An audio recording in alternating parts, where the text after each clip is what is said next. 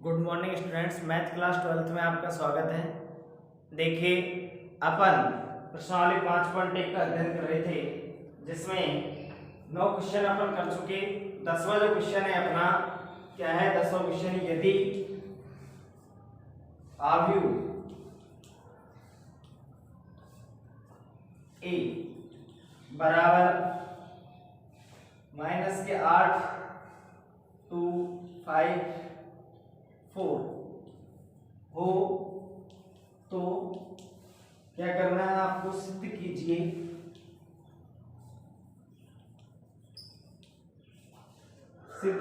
कि a² + 4a - 42i बराबर 0। तत्पश्चात, इसके बाद में पहले इसको सिद्ध करना है। तत्पश्चात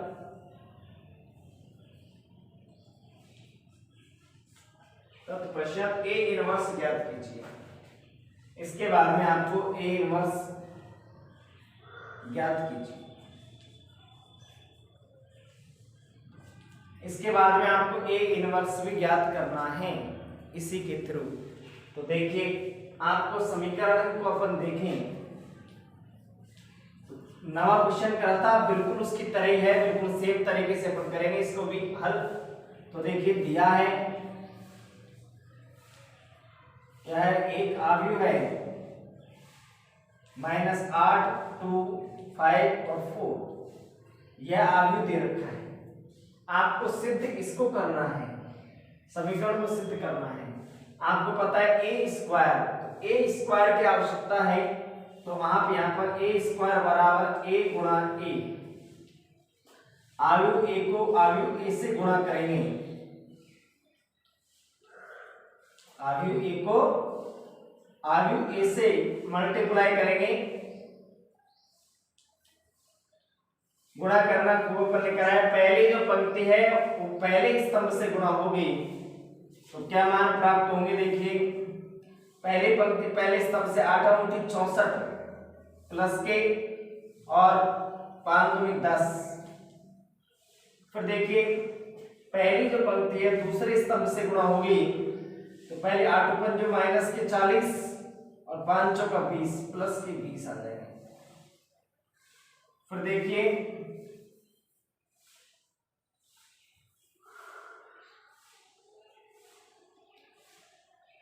दूसरी पंक्ति पहले स्तंभ से 8 दूनी 16 माइनस के 16 प्लस 4 दूनी का 8। जो पहली जो पंक्ति है पहले स्तंभ से गुणा होगी, तो 2 तो होगा -8 से, माइनस के 16 और 4 होगा 2 से गुणा, तो कितना आ जाएगा? 8 आ जाएगा।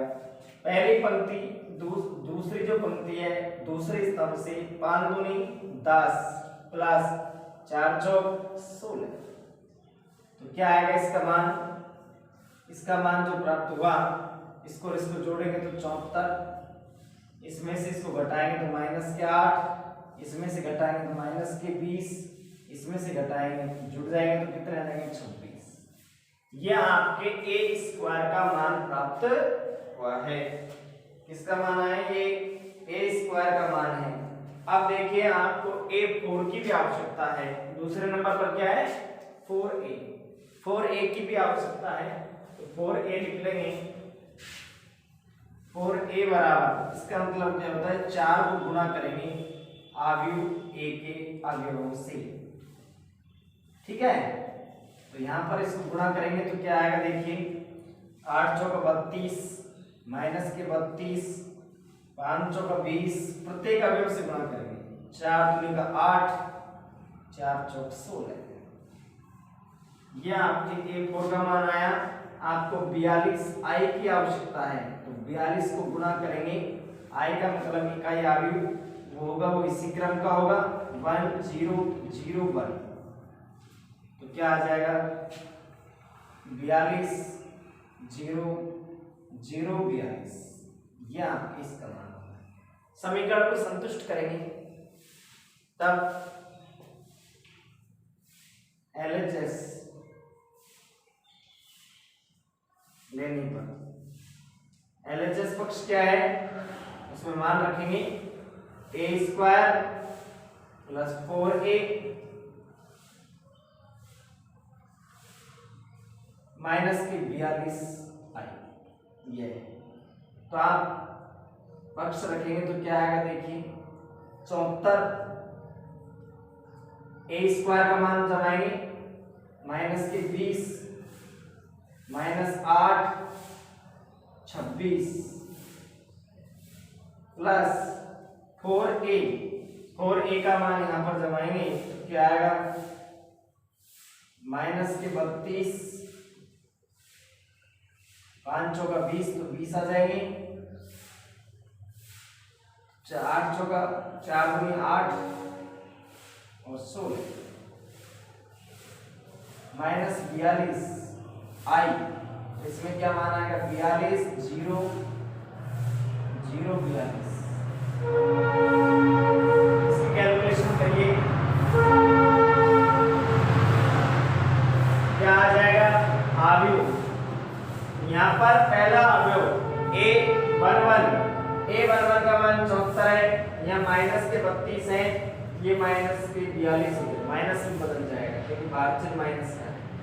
तो ऐसी स्थिति में आपका ये हल क्या आएगा देखिए 74 माइनस के 32 माइनस के 42, ठीक है।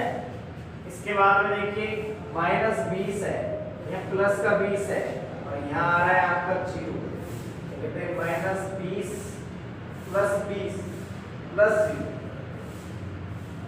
फिर देखिए माइनस का 8 प्लस का 8 और 0, माइनस के 8 प्लस के 8 प्लस 0, फिर देखिए 26 16 42, तो 26 प्लस करेंगे 16 माइनस करेंगे 42, इसको कैलकुलेशन करके देखिए आपको पता है ये दोनों माइनस के हैं, जोड़ेंगे माइनस के 74 हो जाएंगे, 74 में से 32 और 42 को घटाना है तो आपके आ जाएगा 0, यहाँ पर भी माइनस का 20 प्लस का 20 तो क्या आएगा 0 प्राप्त होगा, यहाँ पर प्लस का 8 और माइनस का 8 तो 0 प्राप्त होगा, यहाँ भी 26 को 16 को जोड़ेंगे तो आपको 42 प्राप्त होगा और 42 में से 42 घटाओगे तो क्या आ जाएगा 0 प्राप्त हो जाएगा।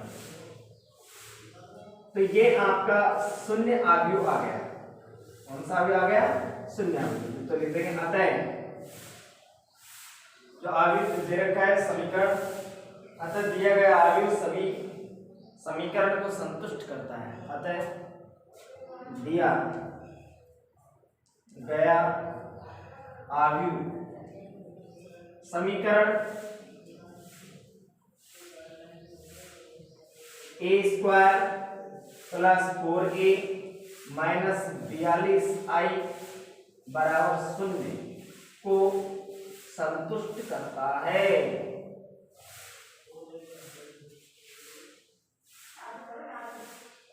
इस समीकरण को क्या कर रहा है संतुष्ट कर रहा है। अब आपको a इनवर्स का मान ज्ञात करना है, किसका मान ज्ञात करना है a इनवर्स का। यह आपका आधा क्वेश्चन हो गया, बिल्कुल आसान है, सीधा सा तरीका।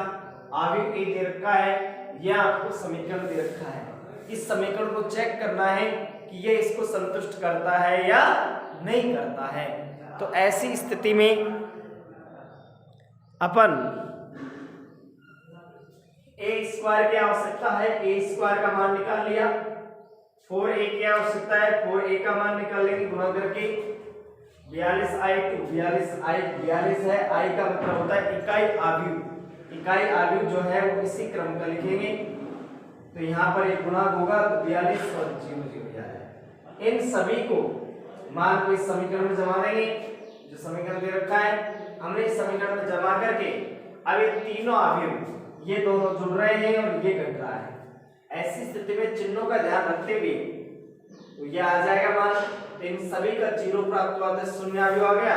अतः दिया गया समीकरण, दिया गया जो अवयव है वो समीकरण a square plus 4a minus 42i बराबर 0 को संतुष्ट करता है। अब अपन यहाँ पर a इनवर्स का मान ज्ञात करेंगे, तो देखिए किस तरीके से ज्ञात करना है।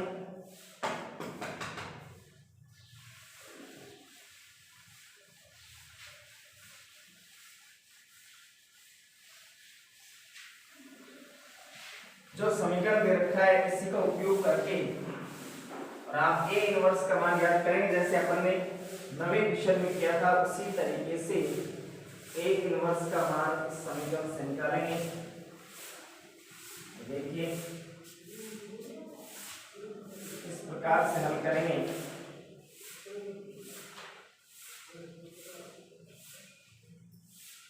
तो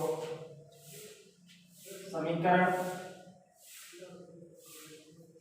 क्या आपका ए square plus 4a minus 42i बराबर 0। तो ए स्क्वायर प्लस 4a बराबर 42i के अंदर जाएंगे प्लस का हो जाएगा। ठीक है, अब मैं कह रहा हूं कि दोनों तरफ ए इनवर्स संक्रिया लगा दें। ए इनवर्स लेने पर तो क्या आएगा, A square A inverse plus 4a A inverse बराबर 42i ए इनवर्स। आपको पता है कि i ए इनवर्स जब ज्ञात करेंगे तो आपको ए इनवर्स ही प्राप्त होगा। यहाँ पर ए इनवर्स गुणा हो जाएगा तो आपको i प्राप्त होगा। यहाँ पर ये घट जाएगा तो क्या आ जाएगा, यहाँ पर a प्लस यहाँ पर 4i प्राप्त होगा, यहाँ पर 42i इनवर्स प्राप्त हो जाएगा। अब आपको पता है ए इनवर्स का मान ज्ञात करना है तो 42 का क्या दे दीजिए भाग, तो क्या आ जाएगा a प्लस 4i इसमें भाग दे देंगे 42 का बराबर ए इनवर्स। तो अब यहाँ पर इसकी कैलकुलेशन कर देंगे किस तरीके से। तो ए इनवर्स बराबर, तो बिल्कुल आसान है, 1/42 तो यह है ही। आप यहाँ पर आयु लिखेंगे तो क्या है, आयु माइनस का 8 5 और 2 और 4, यहाँ पर प्लस करना है 4i, i का मतलब 1001, इसको प्लस करना है 1/42। इसकी कैलकुलेशन करेंगे तो क्या आएगा, माइनस का 8 5 2 और 4 प्लस 4 अंदर गुणा करेंगे 4 0 0 4, अंदर 0 से गुणा करते हैं तो 0 ही आता है। ऐसी स्थिति में क्या आएगा, इसका मान ये 42 है, सीधा लिख देते हैं 8 में से 4 माइनस के 8 है प्लस का 4 है तो माइनस के 4 बचेंगे, 5 और 0 है तो 5 आ जाएगा, 2 और 0 है तो 2 आ जाएगा, 4 और 4 है तो 2 जोड़कर 8 हो जाएंगे।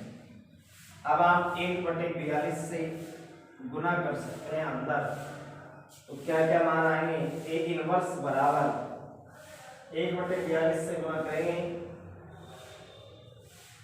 चाहे तो ये आंसर लिख दीजिए चाहे अंदर गुणा करके लिखते हैं। ठीक है, इसी को आंसर लिख दो, ये हो जाएगा ए इनवर्स का मान।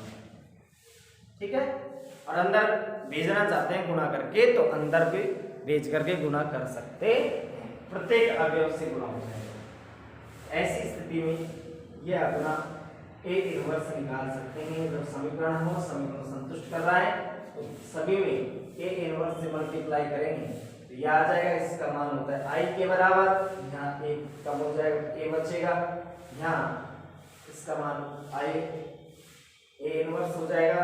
ए इनवर्स अपन को पता है 42 का क्या दे देंगे भाग ए इनवर्स, तो यहाँ पर इसको ए इनवर्स 42 का भाग दिया, इस तरीके से लिख लेंगे। इसमें मान रखेंगे ए का मतलब ए आव्यूह और 4i का मतलब इकाई आव्यूह, 4 से गुणा करके और इसको जोड़ करके जो मान आएगा उसको जमा देंगे, या आपके ए इनवर्स का मान प्राप्त हो गया। इस अगले अपन सॉल्व करेंगे 5.2।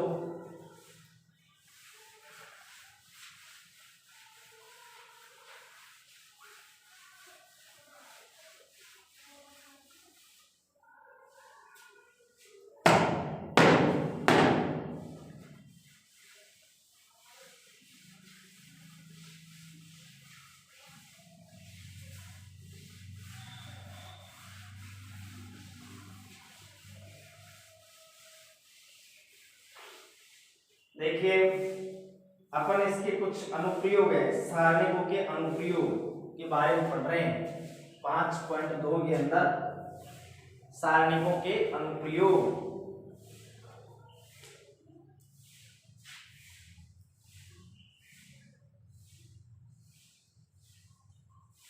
सारणिकों के अनुप्रयोग क्या क्या आते हैं सारणिकों के अनुप्रयोग में? नंबर 1 का ले रहे हैं अपन त्रिभुज का क्षेत्रफल। पहला सूत्र है त्रिभुज का क्षेत्रफल। देखिए इस समतल में ये क्या है कि पहले 10वीं क्लास में भी आपको टॉपिक था लेकिन हटा दिया गया उसमें, और 11वीं में भी पहले था जब निर्देशांक ज्यामिति है तो उसमें। अब यहाँ पर त्रिभुज का क्षेत्रफल जब 3 बिंदु और उनके निर्देशांक आपको दिए गए हैं x1 y1 x2 y2 c x3 y3, ऐसी स्थिति में आपको त्रिभुज का क्षेत्रफल ज्ञात करना हो तो ऐसी स्थिति में आपको निर्देशांक ज्यामिति में सूत्र दे रखा था कि त्रिभुज के 3 शीर्ष हैं, तो उस स्थिति में त्रिभुज का क्षेत्रफल किस तरीके से ज्ञात करेंगे वो आपके पास में सूत्र था। तो लिखेंगे त्रिभुज के शीर्ष, त्रिभुज के शीर्ष यदि दे रखे हैं a x1, y1, b x2, y2 और c x3, y3 है। अब आपको इस त्रिभुज का क्षेत्रफल ज्ञात करना है तो मैंने बताया था कि सूत्र त्रिभुज का क्षेत्रफल क्वेश्चन आएंगे अपने और सीधा सूत्र लगाएंगे 1/2। क्या है सूत्र इसका कि यहां पर 1/2 से गुणा करेंगे x1 तो अंदर आएगा y2 minus y3 plus x2 तो कोष्टक के अंदर आएगा। एक क्रम के हिसाब से अपन चलेंगे यहां पर कि क्रम के अनुसार चलना है एक फिक्स अंतराल से, कि समझ लो इस सूत्र किस तरीके से याद रहेगा अपने कि x1 y2 1 के बाद में 2 आएगा 1 2 3 तक की गिनती 1 2 3।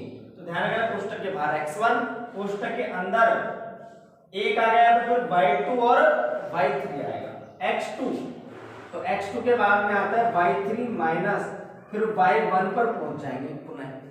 ठीक है, फिर 2 से गिनती स्टार्ट होगी, 2 के बाद में 3 के बाद में पुनः 1 आएगा, 4 नहीं आएगा। तो देखिए फिर x की घात x3 तो यहाँ पर क्या आएगा 3 आ गया तो y1 माइनस y2। ये आपके त्रिभुज के क्षेत्रफल का सूत्र है। अब अपन इस सूत्र के द्वारा ज्ञात करें त्रिभुज का क्षेत्रफल, तो यहाँ पर सारणिक की बात करें, सारणिक के हिसाब से किस तरीके से करते हैं तो देखिए तथा सारणिक की बात कर रहे हैं अपन, तो ऐसी स्थिति में सारणिक का मान क्या होगा x1 y1 और 1 एक अपर निर्देशांक 1 ले सकते हैं, 1 ले रहे हैं सभी जगह, x2 y2 1 x3 y3 1। यहाँ पर इन सारणिकों का जब मान ज्ञात करते हैं तो अपना यही वाला मान 1/2 घटाने के बाद में यही प्राप्त होता है। तो ये इस पूरे सारणिक का मान है। तो इस स्थिति में सारणिक का मान क्या क्या प्राप्त करेंगे, इसका अगर प्राप्त करना चाहते हैं तो x1 लेंगे तो x1 तो है ही, और अंदर क्या आएगा कि x1 ले लिया, ये अवयव लेंगे तो पहली पंक्ति और पहले स्तंभ को छोड़ देने के बाद में जो बच रहा है सेकंड वो इसका आ जाएगा y2 1 y3 1 माइनस चिन्ह आएगा x2। ठीक है, माइनस चिन्ह किसका आएगा, x2 का, प्लस चिन्ह, क्योंकि यहाँ पर प्लस ही करते हैं, सारणिक ले रहे हैं अलग से। अब ये y2 का x2 का मान ले रहे हैं ये, तो यहाँ पर जब सारणिक का जब मान अपन निकाल रहे हैं एक एक से, तो किस तरीके से ज्ञात करेंगे कि माइनस चिन्ह है यहाँ,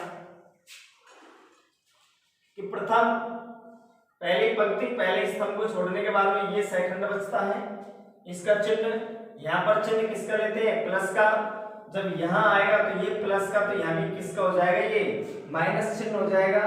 माइनस चिन्ह होने के बाद में देखिए कि सेकंडों के चिन्हों के बारे में अपन को पूर्व में जानकारी दी थी। यहाँ पर क्या आएगा, y1 1 और y3 और 1। यहाँ पर कहने का मतलब यह है कि आप यहाँ पर जब इसको लेंगे तो आपको इस पंक्ति को और इस वाले स्तंभ को छोड़ना पड़ेगा, तो शेष क्या बचेगा, y1 और 1 और y3 और 1। अब इसी तरीके से इसका जो चिन्ह रहेगा वो प्लस का रहेगा। अब इसमें क्या लेंगे कि x3 ले रहे हैं, तो इस वाली पंक्ति को छोड़ दीजिए, इस वाले स्तंभ को छोड़ने के बाद में क्या बनता है, सारणिक y1 y2 1 और 1। अब इनको गुणा करेंगे, क्रॉस मल्टीप्लाई, तो क्या आएगा, x1 इसका मान लेंगे तो y2 माइनस y3, माइनस चिन्ह x2, यहाँ पर इसको y1 माइनस y3 क्रॉस गुणा करके मान निकालें, प्लस x3, तो यहाँ पर y1 माइनस y2। सारणिक का मान ज्ञात कर रहे हैं और कुछ नहीं कर रहे। यहाँ पर इस सूत्र से देखें तो x1 y2 minus y1 y3, यहाँ पर माइनस चिन्ह कॉमन ले रहे हैं, माइनस चिन्ह क्या ले लेंगे, कॉमन, तो क्या आएगा, माइनस माइनस प्लस हो जाएगा यहाँ तो, और y3 को तो पहले लिख लेंगे प्लस का होगा, y1 किसका हो जाएगा, माइनस का, प्लस x3 और y1 माइनस y2। तो सीधी सी बात यह है कि एक सूत्र के रूप में है, तो ये सूत्र आपको त्रिभुज के क्षेत्रफल का याद रखना है। और याद किस तरीके से रखना है, 1/2 तो लिखेंगे, त्रिभुज के क्षेत्रफल में होता है ये सूत्र में 1/2 आधार गुणा ऊंचाई होता है। यहाँ पर क्या लेंगे, 1/2 तो है। अब आप x तो रहते हैं कोष्टक के बाहर और ये रहता है कोष्टक के अंदर, तो त्रिभुज का जब क्षेत्रफल ज्ञात करेंगे तो 1 2 3 2 3 1 3 1 2, एक गिनती का क्रम के हिसाब से चलना है, 1 से लेकर के 3 तक डिवाइड करके। ये अपन केवल सूत्र को व्युत्पन्न कर रहे हैं।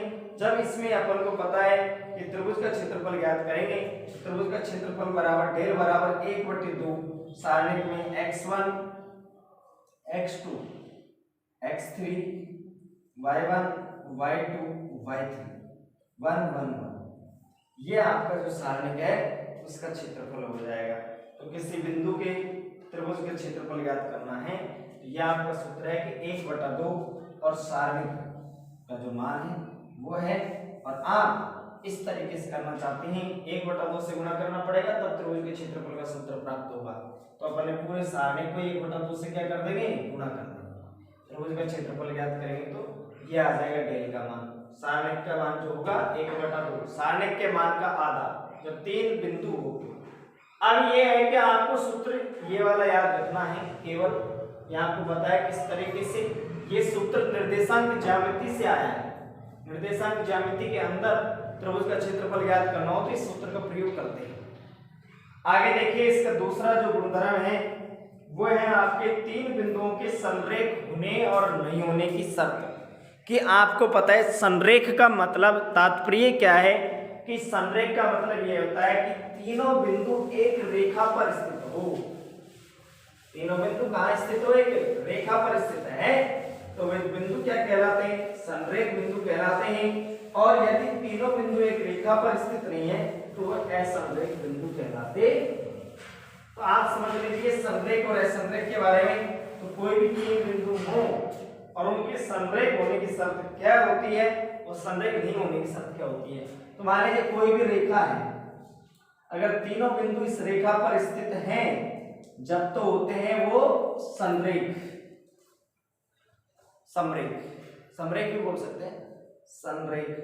तो यहां पर और यदि तीनों बिंदुओं में से कोई सा भी बिंदु भिन्न हो, जैसे ये है, दो तो एक रेखा पर स्थित है। तीसरा बिंदु मान लीजिए ए, बी और सी थोड़ा सा रेखा से ऊपर है। ऐसी स्थिति में इनको मिलाने पर क्या बन गया? त्रिभुज बना। इनको मिलाने से त्रिभुज बनेगा क्या? नहीं बनेगा। त्रिभुज नहीं बन रहा तो इसका क्षेत्रफल क्या आएगा? शून्य। जब त्रिभुज ही नहीं बन रहा तो इसका क्षेत्रफल, तीनों बिंदुओं को निर्देशांक लेकर के क्षेत्रफल ज्ञात करेंगे तो क्या प्राप्त होगा? शून्य प्राप्त होगा। जब क्षेत्रफल शून्य आ रहा है इसका मतलब त्रिभुज बनी नहीं रहा है। और बनता क्यों नहीं है? तीन बिंदुओं को मिलाने पर त्रिभुज कब नहीं बनेगा? जब तीनों बिंदु कैसे हो? संरेख हो। तो तीनों बिंदु जब संरेख है, एक ही रेखा पर स्थित है, तो उनको मिलाने से कोई भी त्रिभुज प्राप्त नहीं होता है। इसलिए त्रिभुज का क्षेत्रफल से पता लग जाएगा कि हम त्रिभुज का क्षेत्रफल ज्ञात करेंगे। यदि उसका मान शून्य आता है तो संरेख होंगे, यदि उसका मान शून्य नहीं आता है तो वो संरेख नहीं होंगे। ये बात ध्यान से ध्यान रखनी है। देखिए कि अगला जो दूसरा जो बिंदु है, तीन बिंदुओं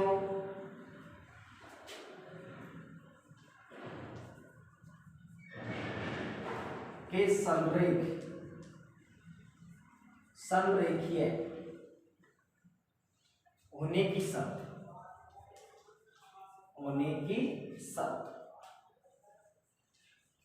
की शर्त एक ही है, यदि त्रिभुज का क्षेत्रफल का मान शून्य प्राप्त होता है।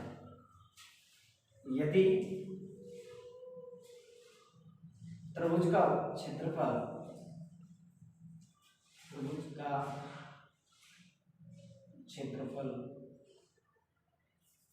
यदि तीनों बिंदुओं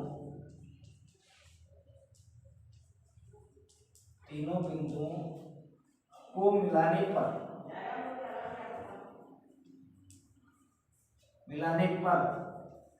बने त्रिभुज का क्षेत्रफल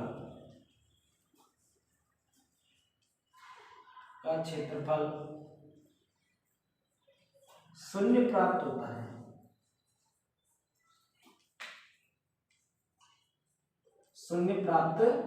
होता है। तो तीनों बिंदु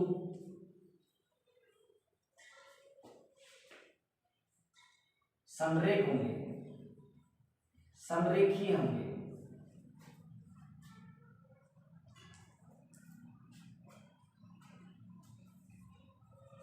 यदि तीनों बिंदुओं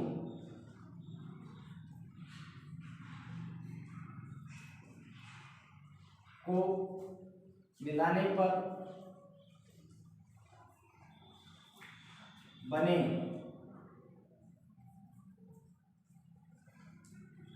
त्रिभुज का क्षेत्रफल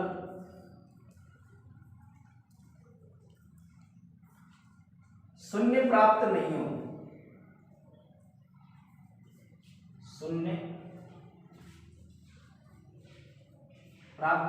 हो, तो तीनों बिंदु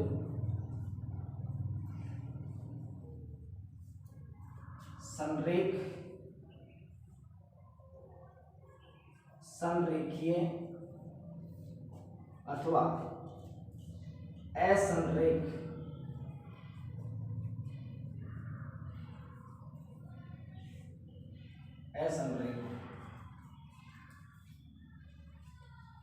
अब सीधी सी बात यह है कि त्रिभुज का जब क्षेत्रफल ज्ञात करें तो त्रिभुज के क्षेत्रफल ज्ञात करने का सूत्र अपने पास है। कहने का मतलब यह डेल बराबर 1/2 सारणिक में x1 x2 x3 y1 y2 y3 1 1 1 बराबर 0। त्रिभुज का क्षेत्रफल 0 हो तो संरेखीय होंगे, अन्यथा संरेखीय नहीं। ये बात है। तो अपन ने सीधा शॉर्ट में हिंदी लैंग्वेज में सही भाषा में लिख दिया कि त्रिभुज का क्षेत्रफल ज्ञात करेंगे सूत्र के द्वारा। यदि क्षेत्रफल शून्य प्राप्त होता है तो संरेख, अन्यथा असंरेख है। नेक्स्ट।